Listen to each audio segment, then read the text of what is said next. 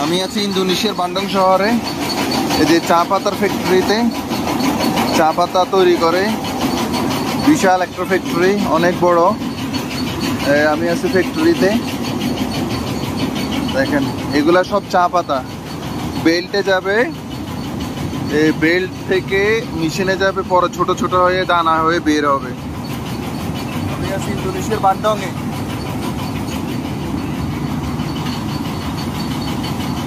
বিশাল বড় ফ্যাক্টরি, চা পাতার ফ্যাক্টরি।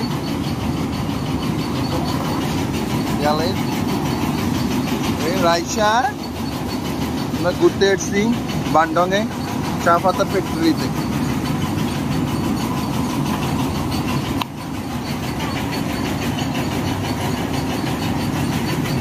দেখেন বেল্টে চা পাতা আসতেছে।